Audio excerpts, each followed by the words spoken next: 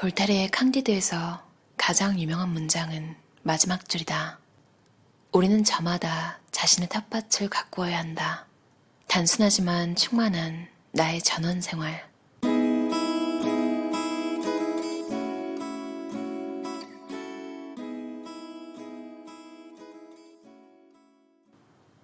두어 달 전부터 새벽 4시에 일어나기 시작했다.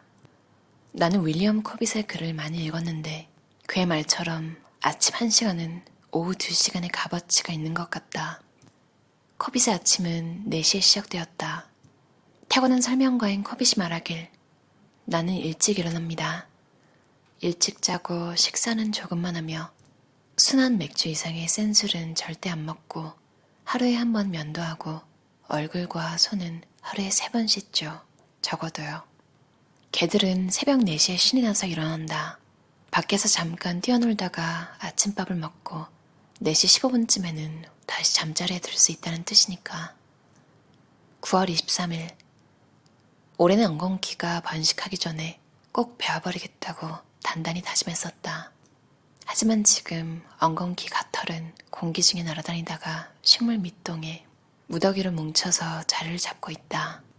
호박벌들이 아직 보랏빛인 엉겅퀴꽃 몇 송이에 내려앉아 다급하게 제 할 일을 하고 있다.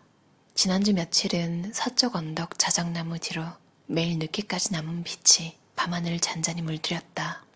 그 엷은 빛이 길 잃은 구름 몇 가닥을 구름 뒤에 부드럽고 불투명한 파란색 하늘로부터 살짝 떼어놓은 것 같았다. 그 파란색은 기억만으로 결코 온전히 설명할 수 없다. 요즘은 밤이 되면 기온이 얼마나 뚝 떨어졌는지 느껴보러 혹은 어둠이 내려앉으면 수성이 언제라도 굴러 떨어질 듯 얼마나 위태롭게 걸려있는지 감상하러 밖으로 나간다. 가을이 온 것이다. 10월 31일. 내가 새삼스럽게 알아차린 것은 반복이었다. 나는 헛간까지 가는 것뿐만 아니라 트랙터에도 올라탔다가 내려오길 반복했고 농기구들을 들어올렸고 문들을 열고 또 닫았다. 대부분의 미국인이 그런 것처럼 나 역시 자라는 동안 여러 지역에서 살았는데 가끔 평생을 단 한 군데서만 산다면 어떨지 궁금해진다. 무엇보다 그것은 내가 상상할 수 없을 만큼 무수한 반복을 의미할 것이며 그와 함께 역시 상상할 수 없을 정도로 미묘한 변화들에 주의를 기울인다는 뜻이리라. 5년 전 아내와 처음 이 작은 농장으로 이사를 왔을 때 나는 우리가 자리 잡은 이곳에 그리고 우리가 여기서 사는 방식이 매일같이 감탄했다. 지금은 전만큼은 그러지 않지만 그래도 그런 경이로움이 찾아올 때면 꼭 습관의 긴 터널을 걷고 있는 기분이 든다. 모든 것이 참으로 익숙해 보인다. 사탕 단풍나무와 히코리, 농장 울타리를 타고 올라오는 산딸기나무, 헛간의 남쪽면에 세워놓은 철지지대. 이런 생각을 하다 보면 평생 한 곳에서만 살았다면 정말로 얼마나 깊은 명상 속으로 빠져들었을지 궁금해진다. 나로서는 절대로 알 수 없을 무언가다. 하지만 짧게나마 한 곳에서 지내는 것만으로도 알게 되는 사실들이 있다. 날마다 하는 다양한 허드렛 일은 결코 매일 똑같지 않다. 말들이 막 진정하려는 찰나에 거센 바람이 불어닥치기도 하고 도로에 있던 트럭이 역화현상으로 굉음을 내기도 한다. 해마다 돌아오는 계절도 늘 같은 수순을 밟는 경우는 한 번도 없다. 첫 서리처럼 전형적인 일조차 가장 전형적이지 않은 방식으로 찾아온다. 어떤 해에는 첫 서리가 내려 눈에 보이는 모든 것을 새까맣게 만들고 텃밭을 온통 죽음으로 만들어 놓는다. 올해 서리는 최대한 기다리고 기다렸다가 길가에 핀 나팔꽃 송이들만 앗아가더니 한 주 뒤에 다시 찾아와 나머지 생명들을 모두 데려갔다. 우린 여기서 변화라는 원 안에 살아가고 있고 원은 해마다 조금씩 더 커지고 있다. 두 번째 해 2월 8일. 지난 몇 주 동안 나는 고드름이 얼마나 날카로워질 수 있을까 궁금해했다. 이른 오후가 되어 물방울을 뚝뚝 흘리며 점점 길어지고 있는 작업실 창밖에 고드름을 보면 나는 고드름이 한 방울의 물만큼 얇아질 수 있을 거라는 결론을 내린다. 하지만 아침이 되어 떠오르는 해가 차가운 연보라빛 커튼을 걷어내면 고드름은 바늘만큼이나 날카로워 보인다. 고대 파충류의 척추처럼 굵은 줄기를 따라 일렁져 있지만 바람이 불면 파르르 떨린다. 우리 집 서쪽 면의 고드름은 처마에 생긴 아이스댐에서 시작해 얼어붙은 테라스까지 내려온다. 고드름이라는 말은 만들어지는 과정에 비하면 너무 연약한 느낌의 단어다. 고드름은 추운 동굴 속에서 깊고 혹독한 겨울을 나며 만들어진 종유석이다. 영하 12도의 아침에 옛날 겨울을 진정으로 즐기는 존재는 동물들이다. 눈송이가 말 등으로 떨어져도 워낙 털이 두꺼워서 절대 녹지 않는다. 돼지들은 털이 짧아 알몸처럼 보이지만 말하자면 땅 위의 고래 같은 존재라 극도의 혹한에도 끄떡없다. 따뜻하게 지켜주는 두툼한 지방층을 온몸의 외투처럼 두르고서 평화로움을 즐긴다. 동물들은 내가 모자를 뒤집어 쓰고 정강이에 각반을 감고 벙어리 장갑을 끼고 눈만 내놓은 채 얼굴을 칭칭 동여매고 집 밖으로 나오는 모습을 보면 얼마나 딱한 피조물인가 하고 생각할지도 모르겠다. 3월 18일 눈 녹는 소리가 들렸으면 좋겠다. 집요한 햇살에 항복하는 들판이 눈의 한숨처럼 나지막하게 쉬익 하는 소리. 지금은 들릴 듯 말 듯한 비명소리에 만족해야 한다.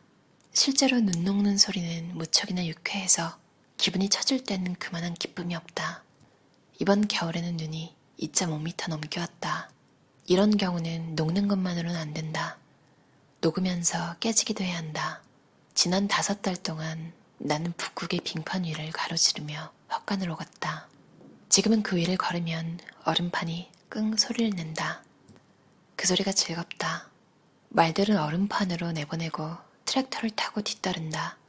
기회가 있을 때 겨울을 깨뜨려 볼 생각이다. 나는 함께 사는 동물들을 보며 그들의 예민함, 강인함과 완전한 자존감에 감탄한다. 하지만 지금의 나는 버릴 줄 아는 동물들의 능력에 몹시 감탄하고 있다. 며칠 전 저녁 무스탕 넬과 함께 헛간 마당에 서 있었다. 다른 말들이 먹는 것에 밥만 먹고 털의 수치 2배로 많은 녀석이다. 몇 주 동안 넬은 짜증을 내면서 눈속을 뒹굴었었다. 등을 긁어주자 손에 녀석의 붉은 털이 한 움큼씩 뽑혀나왔다. 등을 다 긁어주었을 즈음에는 넬 주변으로 꼭 이발사의 의자밑처럼 털이 수북했다. 넬은 다리를 한껏 구부려서 내가 작업에 열중할 수 있게 해주었다. 해마다 이맘때가 되면 뱀이 허물을 벗듯 나도 내 피부를 통째로 벗을 수 있으면 좋겠다는 생각이 든다. 그렇게 낡은 외피에서 빠져나와 새로운 공기 속으로 걸어가는 것이다. 사람은 재생과 부활의 은유를 즐겨 쓰지만 우리를 압도하는 것은 바로 봄의 실제성이다. 매 시간마다 눈더미가 한 층씩 벗겨지고 얼음이 지배하던 영역이 줄어든다. 맨땅이 드러나고 수액이 솟구쳐 오른다. 나는 계절과 함께 나 역시 바뀌기를 바라면서 이들 사이를 거닌다. 8월 23일 언제 포기했는지 기억나지 않는다. 어쩌면 아직 포기하지 않은 건가? 하지만 지금 생각해보면 내가 채소를 기르지 않던 여름부터 시작된 것 같다. 감자가 스스로 싹을 내더니 마늘과 골파 몇 줄기와 옥수수 때도 한 줄기 올라왔다. 작년에 심은 레디시도 최선을 다하고 있었다. 블루베리는 올해 풍성하게 열매를 맺었고 이제 필요한 것은 산성토형과 뿌리 덮개뿐이다. 5월 중순에 좋게 2주는 들여 땅을 준비했고 위 텃밭에는 모판을 만들어 주었으며 아래 텃밭의 경우 땅을 갈아엎어 주었다. 얼마 안 있어 폭우가 쏟아졌다. 린디는 6월 내내 우비를 입고 여러 해살이 채소 모판 앞에서 일했다. 나는 내가 날이 좋을 때만 일하는 농사꾼이라는 것을 알게 되었다. 나는 내 씨앗을 모판에 가지런히 심고 싶지 도랑 안에 심고 싶진 않았다. 물론 끈질긴 비에도 아랑곳 않던 동네 농부들은 지금 그 결실을 거두고 있다는 사실을 잘 안다. 채소밭은 날마다 내게 잔소리를 했다. 그중 하나는 아직도 잔소리를 하는데 완벽하게 텅 비어있는 그 경작지는 나에게 알맞은 때에 관한 어목한 교훈을 설교한다. 하지만 아래 텃밭은 아예 제 손으로 직접 일을 하고 나섰다. 폭동을 일으켜 땅 밑에 숨어있던 온갖 풀 종자들이 우후죽순처럼 싹을 틔운 것이다. 농부의 도리 같은 문제를 그냥 넘길 수 있다면 그 쑥대밭에는 진정한 아름다움이 있다. 한 개의 긴 꽃대에 여러 개의 꽃이 이상 모양으로 피는 버바스컴 꽃들이 사방팔방으로 뻗어나간 엉겅퀴와 뒤엉킨다. 벌새 한 마리가 물봉선 덤부리를 휘 훑는다. 벌들이 꽃송이 안을 들락거리며 사방에서 분주하게 기어오른다. 익모초대 꼭대기까지 타고 올라간 혹 덩굴은 더 갈 데가 없어 꼭대기에 매달려 있다. 이제 막 늦여름의 색깔을 내는 미역치는 다른 야생의 식물들에 비해 누가 손모아준 듯 우아한 자태를 뽐낸다. 식물들이 팔짱을 꼈다. 그러고는 말한다. 출입 금지. 그래서 나는 그렇게 하고 있다. 이 쑥대밭을 보면서 나는 잘 돌본 채소밭은 진정한 풍요라는 생각을 했다. 8월 말이면 고개를 어디로 돌려도 토마토나 옥수수대, 오이넝쿨이 여기 있어 라면서 선물을 준다. 녹익은 열매들로 만들어진 완벽한 종합 선물 세트다.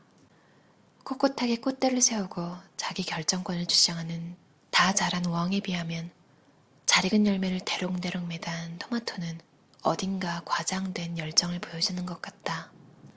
수북이 쌓인 어린 채소 샐러드 한 접시가 과연 그 겉모습만큼 천진하기만 할까?